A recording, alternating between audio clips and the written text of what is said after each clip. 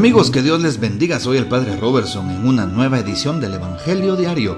Estamos a sábado 17 de julio. El texto para hoy lo tomamos de San Mateo, capítulo 12, versículos del 14 al 21. En aquel tiempo los fariseos se confabularon contra Jesús para acabar con él. Al saberlo, Jesús se retiró de ahí. Muchos lo siguieron y él curó a todos los enfermos y les mandó enérgicamente que no lo publicaran, para que se cumplieran las palabras del profeta Isaías. Miren a mi siervo, a quien sostengo, a mi elegido, en quien tengo mis complacencias. En él he puesto mi espíritu, para que haga brillar la justicia sobre las naciones. No gritará ni clamará, no hará oír su voz en las plazas, no romperá la caña resquebrajada, ni apagará la mecha que aún humea, hasta que haga triunfar la justicia sobre la tierra, y en él pondrán todas las naciones su esperanza.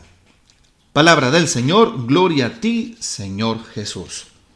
Bueno, ¿qué podemos hablar del texto bíblico que se nos presenta para hoy? Importante saber cómo Jesús en este texto también nos motiva al amor, a la prudencia, a la misericordia, al bien por el prójimo. Así es. Qué interesante saber que Jesús no intentaba provocar a la gente de su tiempo, sobre todo a sus perseguidores.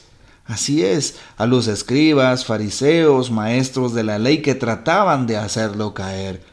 Más bien actuaba con plena libertad, con certeza y convicción, pues tenía clara la misión que su Padre Dios le había encomendado.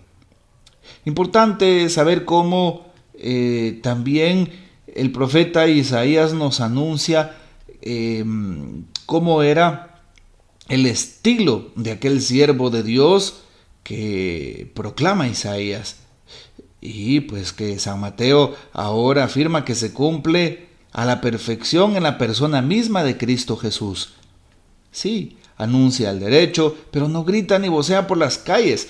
Jesús no era de aquellos que, si existiera en nuestro tiempo, anduviese tomándose selfies, mostrando el trabajo que hacía, mostrando el bien que hacía, mostrando que visitaba enfermos, mostraba que regalaba víveres, que ayudaba al prójimo. No, Jesús, dice el texto hoy, no gritaba ni vociferaba por las calles, pues todo aquello que debía de hacer de corazón. Más bien Jesús tiene una manera, una forma, un modo de actuar lleno de misericordia. Por eso se hace la referencia en el texto al profeta Isaías. La caña resquebrajada no la termina de quebrar. El pabilo vacilante no lo termina de apagar.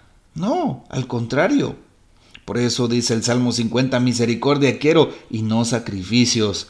Es la mejor forma de definir a Jesús y la manera de actuar que Él quiere para todos los cristianos.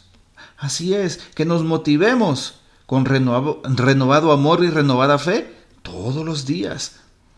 Sí, importante saber cómo en la comunidad cristiana y todos los que somos los seguidores de Jesús tengamos bien claras nuestras convicciones, bien claros nuestros objetivos y nuestra misión. Amar a Dios sobre todas las cosas y al prójimo como a nosotros mismos. Ya Jesús nos dejó ese mandamiento nuevo del amor. Si nosotros somos seguidores de Cristo Jesús, deberíamos de hacer un examen de conciencia, deberíamos de volver en sí y darnos cuenta si hemos aprendido o no las lecciones que Jesús nos ha dejado. Así es, anunciar la verdad, el derecho, la paz, la justicia, la no violencia, la cultura de la vida y no de la muerte. Pero no imponiendo las cosas, pero no con prepotencia, pero no queriendo que todos hagan lo que pensamos o queremos, sin distinción ni razón alguna, sino con proposición. Así es. Y de esa manera poder hacer llegar el mensaje más efectivo a los corazones. No vociferar, no gritar por las calles, coaccionando, sino anunciar y motivar a las demás personas delante de la palabra de Dios.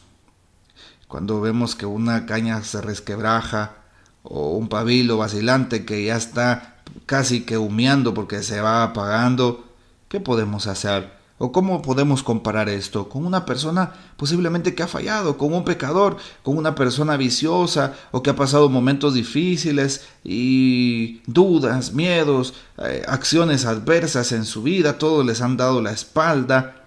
¿Cuál sería hoy el ejemplo, el modelo, la consigna que Jesús nos propone?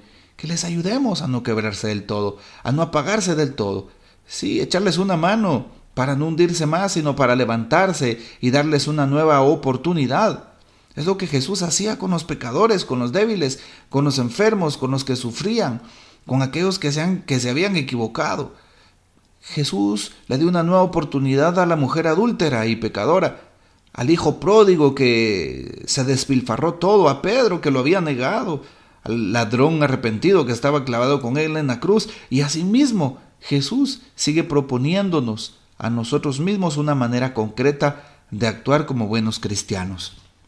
Bueno, y especialmente en el texto que hemos escuchado, ¿sí? Jesús nos propone que lo hagamos con amor. Nos damos cuenta cómo los fariseos se confabulan contra Jesús según el texto de San Mateo 12 de hoy. ¿Cuántas veces nos hemos confabulado nosotros también contra nuestro prójimo? ¿Cuántas veces hemos pensado, consentido en hacer mal al prójimo? Hemos planificado maltratar, hacer daño. Valdría la pena que nos reivindiquemos, es decir, valdría la pena que dejemos por un lado esa actitud si lo hemos hecho alguna vez y que tratemos de hacer mejor las cosas. Interesante cómo Jesús trata de escapar de aquellas dificultades y problemas, pues que es lo que menos quiere. Muchos lo siguen, ¿sí? Cura a todos los enfermos. Jesús siempre anda buscando hacer el bien si nos damos cuenta, jamás hacer el mal. Interesante porque hace de tal forma el bien que incluso le interesa más la dignidad de la persona humana, le interesa más el curar a un enfermo, aunque sea en sábado, que las normas que se ponían en su tiempo, porque a Jesús le interesa la persona. Le interesa su corazón, su alma, su conversión, como le interesa su cuerpo y sus situaciones externas. Sí, hoy entonces es importante saber cómo la palabra nos muestra al profeta Isaías. El mismo San Mateo, recordemos que San Mateo escribía para sus destinatarios, para todos los judíos convertidos al cristianismo, y por eso hacen muchas alusiones y referencias al Antiguo Testamento, como el caso de hoy en el Evangelio que estamos meditando. Justo habla del siervo sufriente, el elegido, en quien Dios se complace, y ese es Jesús. Por eso nos hace recordar esta escena, aquella del bautismo en el río Jordán por Juan. Se abren los cielos, baja una voz que dice: este es mi hijo amado, sí, mi elegido, escúchenlo. Interesante. Escuchemos la voz de Dios, ¿sí? Y de esa manera el Señor haga brillar su justicia sobre todas las naciones a través de nuestra manera de ser, a través de nuestra manera de actuar.